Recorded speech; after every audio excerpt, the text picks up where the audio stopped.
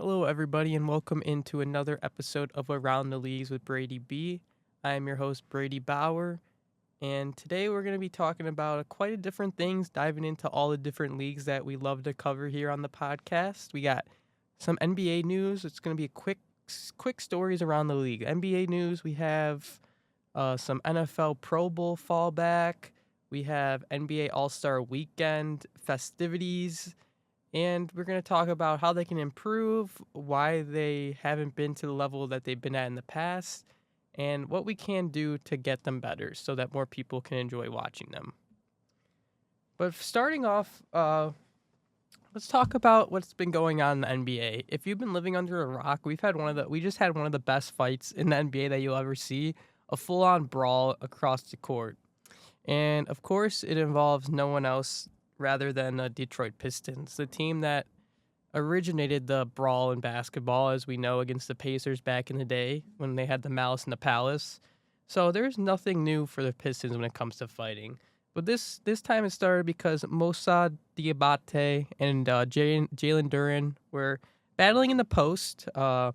Moussa put up a little floater. I don't think it went in. And then he got upset with the call. And then him and Jalen Duran exchange a little push. And then next thing we know, Diabate is trying to throw a punch at Duran. And then that leads to Miles Bridges getting in on the action and trying to stick up for his teammate Diabate. So it's 2 against 1. We got Miles Bridges going up against Jalen Duran. So it's Miles Bridges and Moussa Diabate versus Jalen Duran. And Jalen Duran's a big mofo. So 2 people is the ideal length it takes to get this man down. But so they start swinging, pushing, holding each other by their shirts. The security and the team coaches, push them back away from each other, but they still have a hold of each other, still screaming at each other, holding on to each other's jerseys. And then next thing you know, when Miles Bridges is getting pushed towards court by one of his coaches, you see from the other angle, Beef Stew Isaiah Stewart just come running off the bench.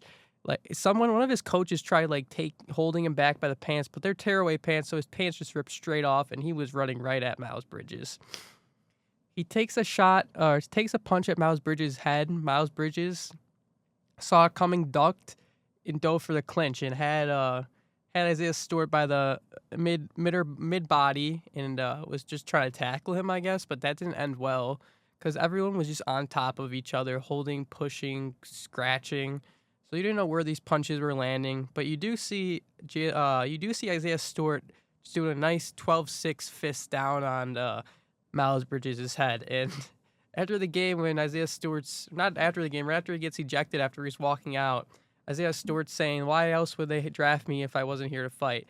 And he's got a good point. But in terms of Isaiah Stewart, he did get suspended 7 games for that. He would have been suspended at all, but he just couldn't help himself by running off the bench. Miles Bridges got 4 games because he was not going down without a fight. Moussa Diabate got 4 games because he was threatening to kill Jalen Duran, I guess. And Jalen Duran just got 2 games, which he should have got 4 because he was in on the action too. So I think Jalen Duran kind of got set right. Maybe just because the All-Star game's coming up, maybe they didn't want him to miss his first All-Star game, so that's why they allowed him to just be suspended the 2 games. But it was a freaking great fight. It should happen more often in the NBA. These guys, the past few seasons, everyone in the NBA has been too buddy-buddy with each other. They take pictures with each other after the game. After a heartbreaking loss, you'll just see them hugging each other and posting pictures on Instagram, swapping jerseys. So we definitely need some more of this animosity back in the NBA. It was the best when we had it during the early years of the Bulls versus Pistons. That's the most well-known one that people could remember. Even growing up, the Bulls and the Heat had great series that resulted in, we had Mike Dunleavy pushing LeBron, Kirk Heinrich getting in on the action, Nazir Muhammad pushing LeBron.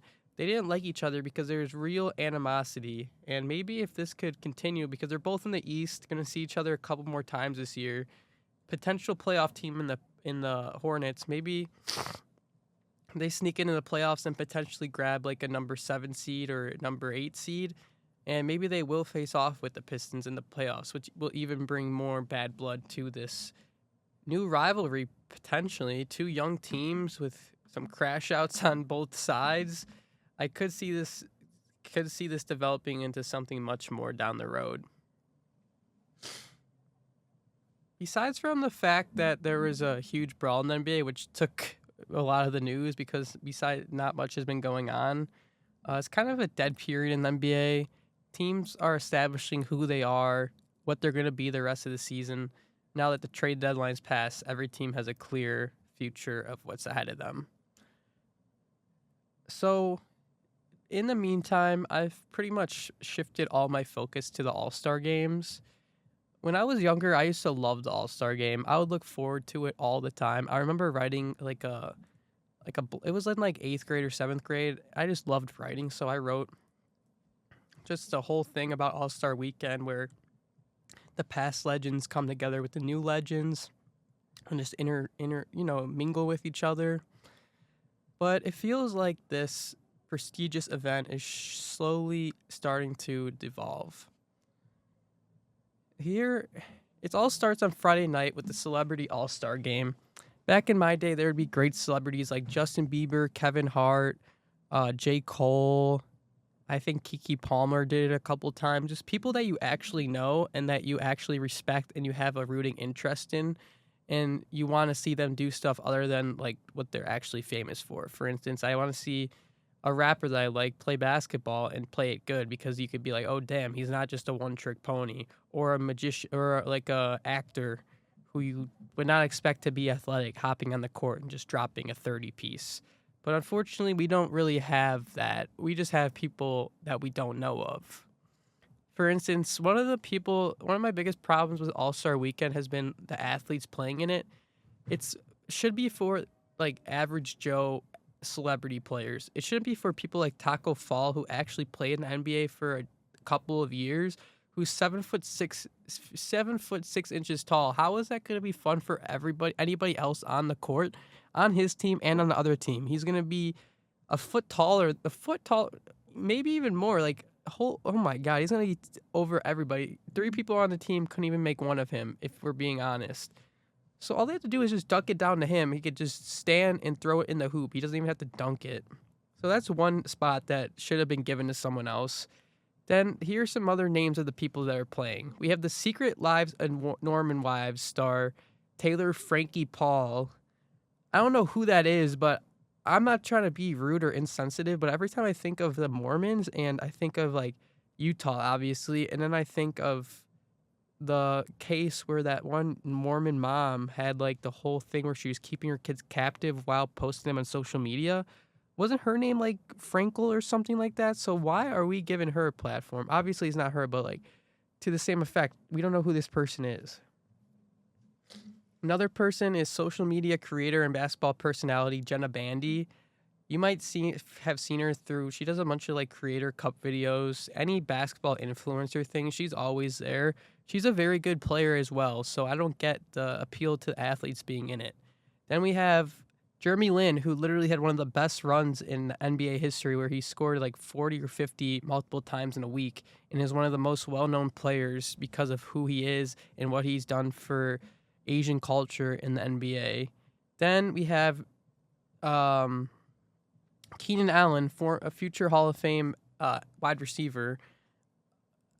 Cool, I guess. It's because it's in LA, so I guess that's why they're doing it. But I mean, I would rather see like a Puka Nacua from the Rams do it, who has more personality, is younger, could relate more to the fans, can relate more with the people that are in the game with him. Keenan Allen seems like the type of guy to just do his own thing and not like have fun with the other people that are there. They have viral hitmaker Adrian Nunez, who is mostly famous for his girlfriend Tiana Robillard, who is on TikTok.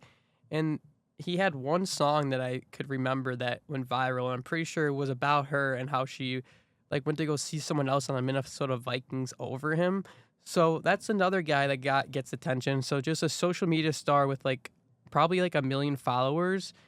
I don't think that's going to be getting people's attention. He played college basketball as well, another former athlete. Then we have Phoenix Suns chairman and governor, Matt Ishbia. He's a rich guy, billionaire, playing basketball. Cool. I could care less about this guy. Like, I don't really need to see him playing basketball. Another guy that played at Michigan State with Magic Johnson, I believe. So why is this guy getting in the All-Star game? And then we also have another co-chairman and governor of another team for the Hornets, Rick Schnall. And if we're doing Hornets owners and chairmen, why didn't we get Michael Jordan in it when he was the owner of the Hornets/Bobcats? I mean, it was probably, I think the All-Star game was in Charlotte one time too, so this was a strikeout by them. Then we have Love Island USA standout Nicholas Van Steenberge. I don't even think I said the name right, but I don't even think that matters because no one listening to this or anybody at this All-Star game is going to have any idea who he is either. Then, ending it off, at least they gave us some people that we know. They gave Glorilla, the rapper, Glorilla. And then they also gave Keegan-Michael Kay from Key and Peele. So at least they gave us 2 people that we do know, but that it's skewed. We got 8 people that no one knows, and then we have 2 people that people know. I mean, it's not really going anywhere. And then if that's not any worse about the Celebrity All-Star Game, if you continue to dive in through the weekend itself, you have the dunk contest. Let's go through some of these names in the dunk contest. The first one being Carter Bryant of the San Antonio Spurs. That was supposed to be a cricket, but get him out of here. We don't need him. He's a nobody. Came in as a lottery pick. Has played 9.1 minutes a game. Averages 3 points a game with 2 rebounds. They could have found anybody else better than that. Jackson Hayes, another one, who's an absolute scumbag who literally just got suspended a couple days ago for trucking the Wizards mascot. He's going to be participating in the dunk contest as well. At least he's averaged 17 minutes a game, so he actually gets playing time. But the numbers, 7 points a game with 3.8 rebounds and 0.6 blocks. I mean, 3 rebounds. If you want to make the point, let's get people that have high rebounding stats because they could jump high, I mean, sure. But this guy averages 4 rebounds and is a backup center. And as we knew last year, he got iced out of the lineup down the stretch. I know the All-Star dunk contest isn't about your actual overall skill, but I think fans should have some enjoyment to see who they're watching instead of someone that doesn't respect women, because we saw the video of the offseason, and someone that's not even that good at basketball. Then we have Keshad Johnson from the Miami Heat, who's played I don't want to say it, but I will. Nobody. I know pretty much every player in the NBA. I couldn't tell you where this guy went to college or anything about him. Keshad Johnson of the Miami Heat, he's played 21 games this year, averaged 7 minutes per game with 3 points per game. Good job, NBA. You're really moving the needle with these big-time names that you've been able to acquire for the All-Star game, dunk contest weekend. And we're going to end with Jace Richardson of the Orlando Magic, who is averaging 12 minutes a game and 5.1 points a game. But he's played 27 games at least, so he has the most play out of anybody in this dunk contest, which is insane for a first-year rookie to be in the dunk contest. I don't know how they don't learn. We saw it last year with Modest Buzelis of the Bulls. He didn't throw down any good dunks, so I don't understand what the appeal was to bring back all these people that had no dunks. You see dunks when they happen on social media. This guy, none of these people have had cool dunks. I would like to see Javonte Green can still get up there. I don't know, but this group is just not gonna cut it. If you want to bring back the excitement that is All-Star Weekend, we should probably do something in terms of the talent that we are gonna have there. Because when you continue to look at All-Star Saturday, they're doing another thing this weekend. The skills competition, where it's 1v1v1v1v1, is all out. Now it's teams of 3. We have 4 different teams filled with 3 players, 2 current players, and 1 former player. For instance, one of them is Dylan Harper, Ron Harper Jr., and their dad. Another one is Chet and Rip Hamilton with someone else. So it's just random people that no one really cares about joining in on the All-Star game, probably just so they can get their parents' fee and get some money. That's just not a way to go about it because it's already, like I just previously said 8 times, All-Star games are a dying thing in all sports, and the dunk contest was one of the best things that it had to offer because you had the freedom to do a bunch of different things. But now people just have no creativity and they just throw down the same dunks every single year. At least that Saturday night has a 3-point contest to save it, with 5 of the participants being actual All-Stars. The first shooter is Devin Booker.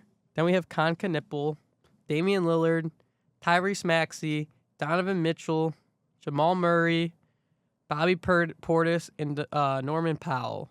See, this is what we want to see, ladies and gentlemen. We have stars and all-stars in a competition that takes place on All-Star Saturday night. Devin Booker straight out strokes the ball. Con Knipple is the best rising shooter in the league who can go down as one of the greatest shooters ever at this point if he keeps playing the way he's playing. Damian Lillard, I don't even understand this because he was injured and now he's coming back. He hasn't played all season, but he's just coming back for the 3-point contest. But hey, credit to him. At least we'll have the entertainment of that to look forward to. And maybe I'll sprinkle a little money on him as well. Tyrese Maxey, another straight hooper. Donovan Mitchell, great. Jamal Murray with the cornrows looks amazing. Bobby Portis, I think he won it one of these past years, if I'm not wrong. And Norman Powell, who, hey, he's an all-star, baby. Let's go. Don't knock Norman, bro. He's put in his dues. He started with the Raptors. Has been all around the league.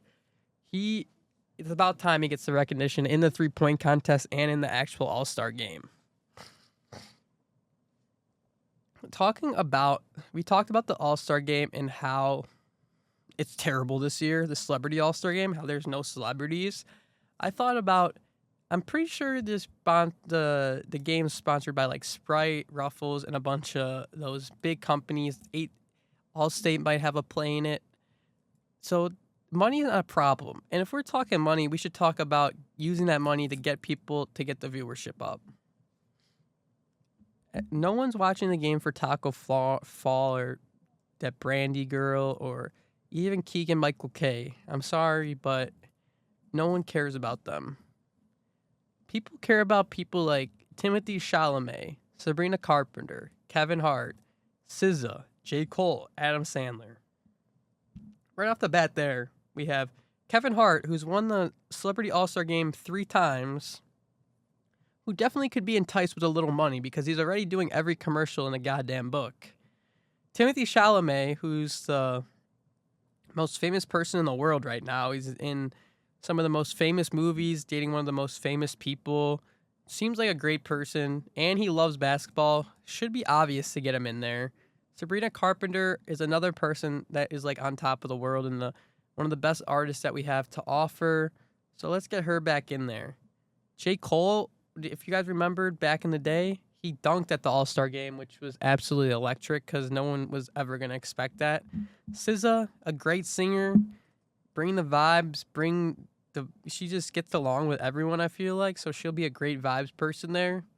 Adam Sandler, let's get him in there. He loves basketball, always talks about how wherever he is, he'll just pull up to a random basketball court and play. So let's get Adam Sandler in there, bring him out the baggy shorts. Maybe his whole team could wear baggy shorts in the clothes that he wears. Olivia Rodrigo, be a good one. So see what I'm doing here. So Olivia Rodrigo and Sabrina Carpenter had beef back in the day, if I'm not mistaken. I think Olivia Rodrigo wrote Driver's License about Sabrina Carpenter. So let's use that to our advantage. Let's build some rivalries up in these games so it brings more storylines than just a Celebrity All-Star game. I have Justin Bieber, who also was in the Celebrity All-Star game. I remember him from absolutely just airballing a 3-pointer he shot and hitting the backboard. And even to this day, whenever someone hits the backboard, I'll say, oh, Justin Bieber. And I don't think anyone knows what I have. It's just that niche basketball references that I have just inside of me at all times. So Justin Bieber, Selena Gomez, Benny Blanco, and Hailey Bieber. Imagine those 4 people on the court at the same time. Selena Gomez and Benny Blanco on the team. Or if we want to get even crazier, we can throw Justin and Selena on the team and then Benny and Hailey on the other team just to see how they like interact with each other and see like if they could put the differences beside and become a functional basketball team on the court. We got Caleb Williams and Jordan Love, similar to the beefs between Olivia, Sabrina, and then the Selena Gomez marriage people here. Caleb Williams, Jordan Love taking funny shots back and forth at each other from last offseason to this one. So that would be fun to get them lined up with each other one-on-one in a basketball game. Caleb is doing a celebrity three-point contest, so it's possible. I don't think injury is a factor for NFL players not doing it because we see Amon-Ra and Keenan doing it as well. So, I mean, what's one more person to the game? And why not better than having two rival teams' quarterbacks going up against each other in what would be the fourth matchup between the two in like 2 months? It would be the fourth one, and hopefully Caleb would give us a 3-1 edge over those cheeseheads. Another good one would be The Rock and Vin Diesel on opposite teams. Two big body guys that could play center for both their respective teams. It's been said that they've never filmed with each other on set at the same time. So I feel like that built up anger towards each other will only bring that intensity that we want to see on the court. Two guys that are just straight muscle, working on each other in the post, not giving up an inch. I want to see that. Like, that's cinema right there. It could probably lead to a fight. I feel like if they're backing him down, The Rock pulls a chair under from the Diesel. The Diesel's bald head gets up mad and goes charging at The Rock. The Rock uses some wrestling moves and just tombstones him to the ground. Imagine that happening at the All-Star game. All-Star weekend. You wouldn't even have to play the rest of it. That would take hold of everything. That video would go quadruple platinum. You saying it that weekend might get canceled. It might never happen again because how would you even beat that happening? Another great celebrities you can add to it would be Jason Momoa and Amanda Heard. We obviously know Jason Momoa said some choice words for her during the Johnny Depp trial. So that would be another interesting matchup to see how those two will pair up against each other or pair with each other if they happen to fall on the same team. Then the last two candidates on the team will be the beloved Bears coach Ben Johnson and then the hated Packers coach Matt LaFleur. I think Ben Johnson would take this game too seriously and would begin flagrant fouling the people he didn't like, or just straight up not show up to the game. That just seems like the type of guy Ben Johnson is. But he's the big player in this game. He's the main event that I was hoping on when I thought about the Celebrity All-Star game. If he doesn't show up, then the whole weekend might be screwed. So come on, NBA, let's make this happen. Every year when they wait, I wait for them to drop the All-Star rosters, hoping there will be some new people that haven't been in it the past 3 years and actually have relevance to the sport of basketball. But nope, they just seem to choose the most random people of all time, and they just seem to not care about the viewership and say, hey, as long as we put a product on, this won't get canceled because we have sponsors. But we're getting closer and closer to the day where the week off for professional sports during the season might just become a rest week for the players where they don't have to worry about showing up to another city and they can just use that time to go on vacation with their family and their loved ones, the people that they haven't seen or it's hard to see, so you never know when they see them, but they might not have seen them in a while. So why not give them the opportunity to spend that break with them?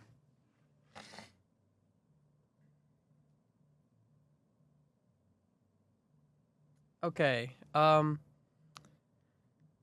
I talked about, it's the first episode without football in a while, but I did still want to catch up on football really fast and go over the Super Bowl.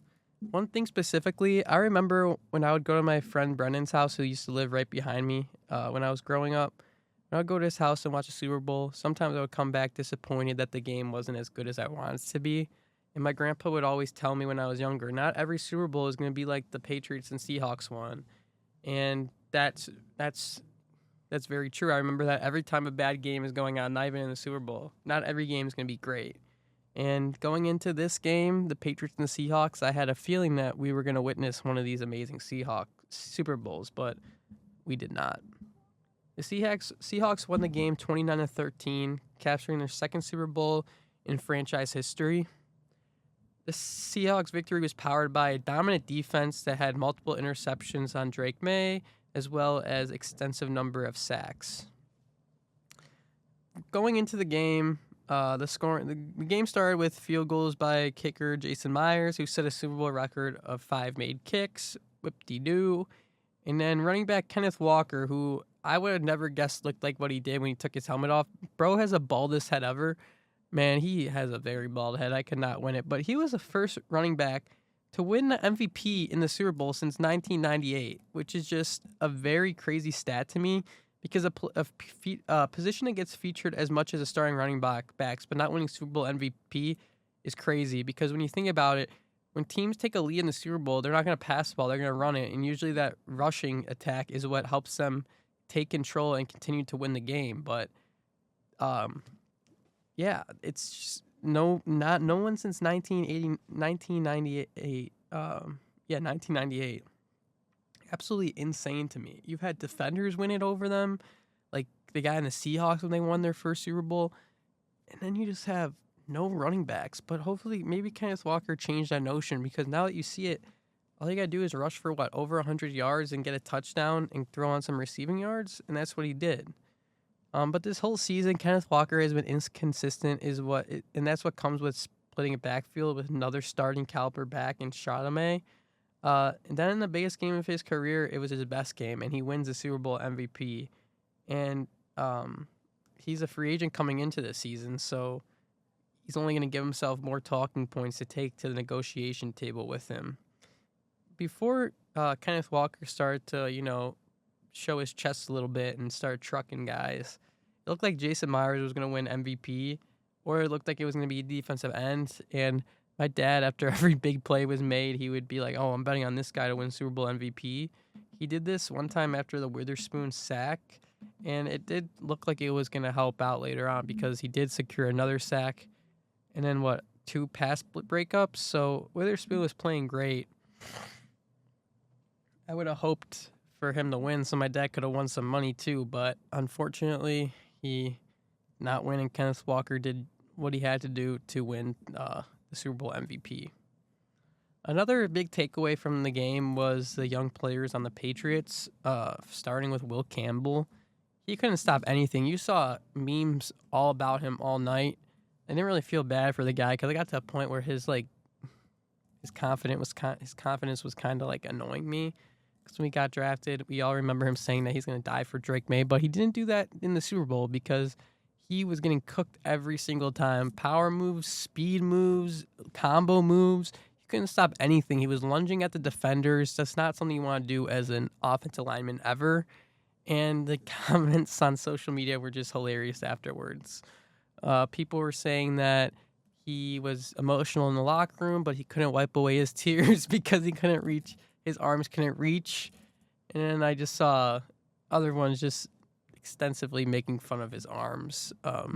Or I saw another one like Will Campbell last night, and it was that one video of that old security guard at like a concert, and he's like supposed to be checking people, but he's just like air checking them and not securely checking them. And that's exactly what Will Campbell was doing. He was just a conveyor belt. Just anything that hit it would go right past him.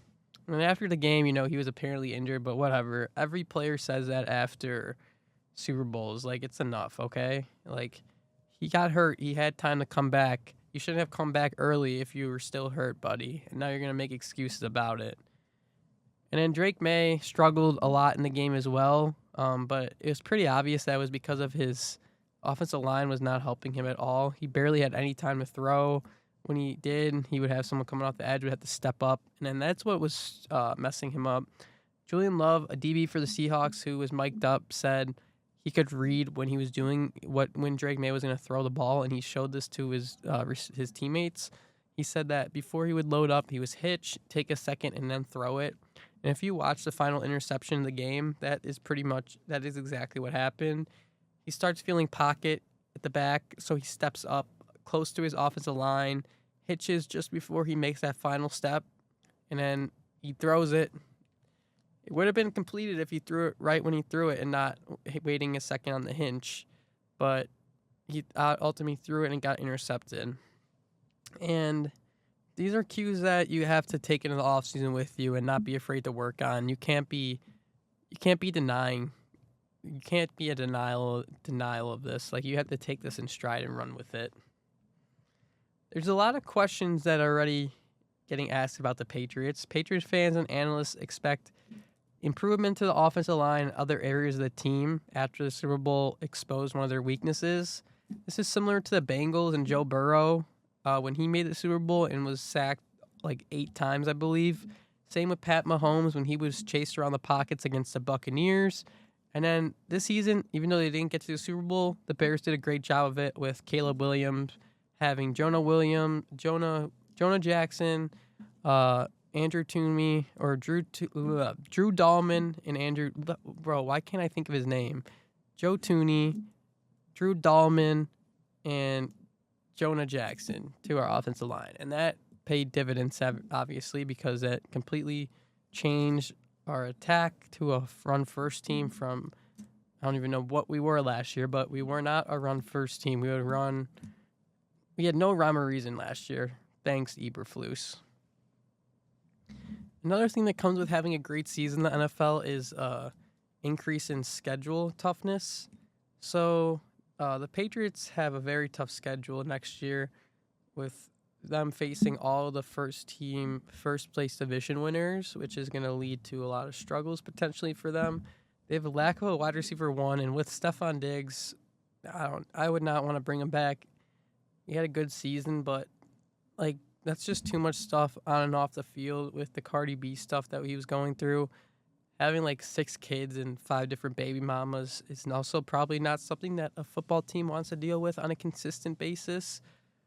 So I believe that we are going to see Stephon Diggs in another uniform next offseason. But returning to the Super Bowl will be a tough challenge for the Patriots because Mahomes is going to be back healthier. Herbert's going to be back with an offensive line that has actual arms to block people. Lamar Jackson will have a better offensive play caller and better coaching around him. And then Josh Allen is Josh Allen, and could carry literally any offense by himself. Those are 4 solid starters that Drake May is going to have to get through. Not talking about like the Broncos against who he struggled with, and the Texans, who has one of the best defenses in the NFL, and he also struggled with early on in the playoffs. So there is a lot of things that the Patriots fans should be worried about and should address coming into this offseason. I told you guys I would talk about all my bets that I had last week during the Super Bowl. I didn't want to go too crazy on the bets because I didn't want to get back into gambling. But it was the Super Bowl, so I felt like I had to. Everyone, please remember to gamble responsibly. Call the 1-800 number if you have any problems. But I had my first touchdown score under 10.5, and freaking Adrian Barner, the tight end for the Seahawks, just comes out of nowhere and catches the first touchdown of the game, which happened in like the third quarter.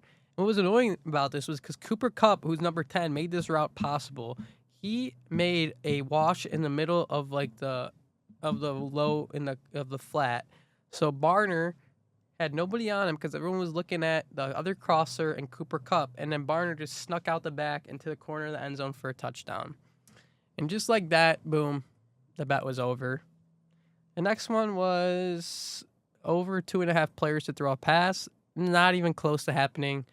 There was no trick plays to be had in this game. There's like one where Kenneth Walker got a delayed handoff, was like looking for his running lane, and then just got tackled. But I thought there for a split second he was going to pitch it back to Sam Darnold, but then that wouldn't have mattered now that I'm thinking about it because Sam Darnold would have thrown the ball, and that would have stayed at 2.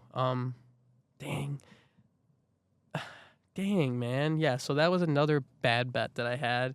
And another one that I bet that had the best odds out of all of them at plus 600 was for there to be a doink. The first kick was going left, and it looked like it could have doinked, but nope, it went in. And then every other kick Jason Myers had, and because the guy in the Patriots didn't kick it all, none of them were close to missing. All of them went just straight down the middle, and I clearly knew that I wasn't going to hit that bet. So I was down $20 after placing those bets, which isn't too bad.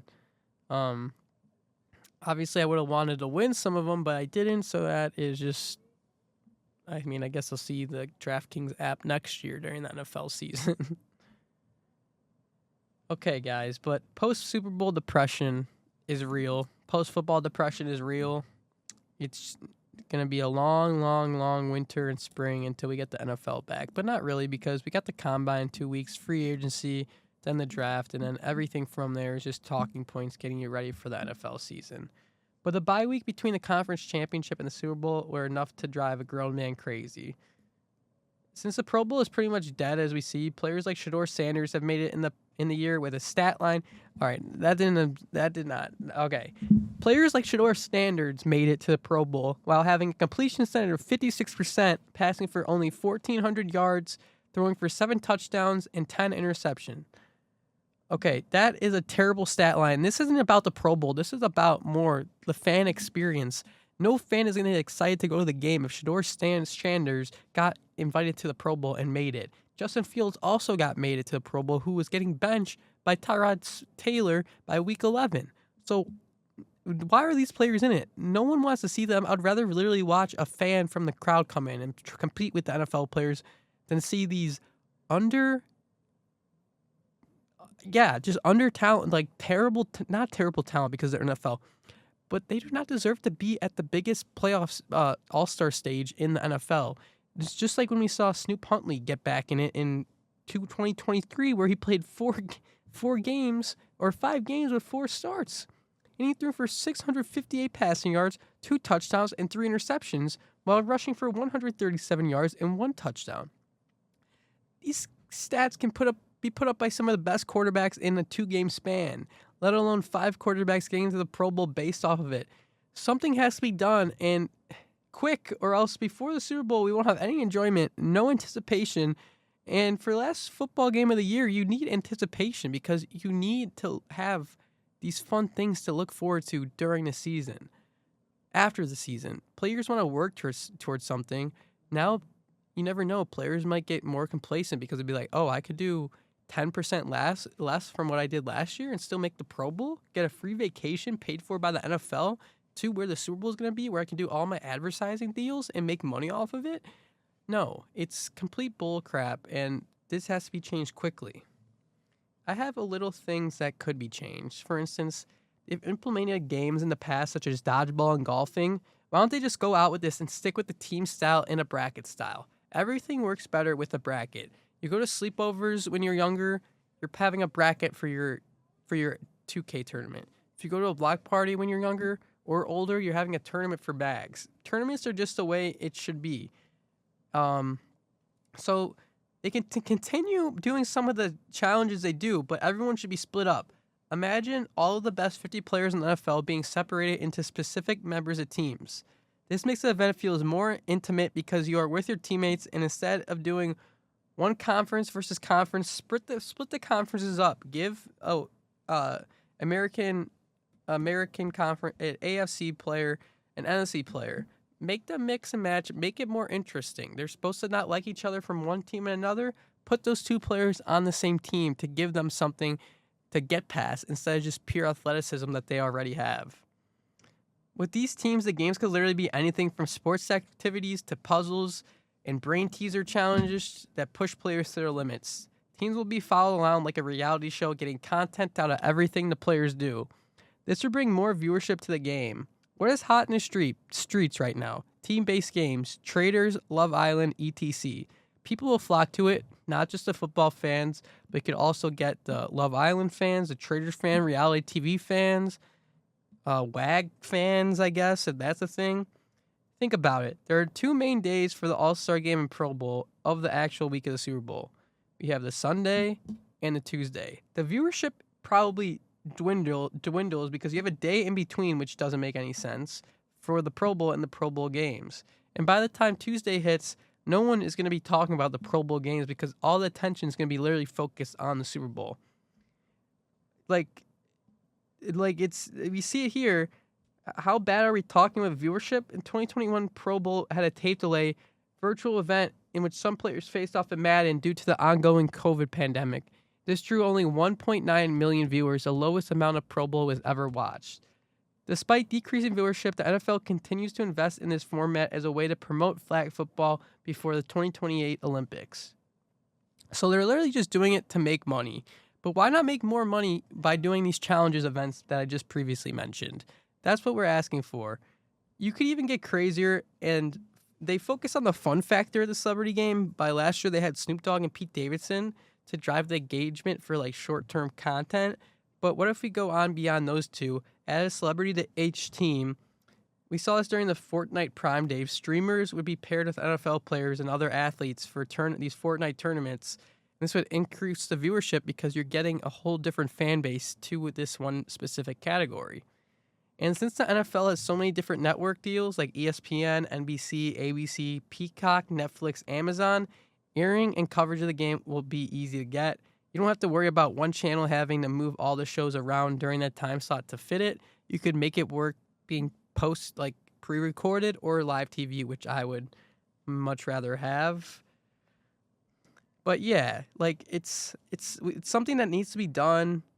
I think it would be amazing to have these things, have this happen.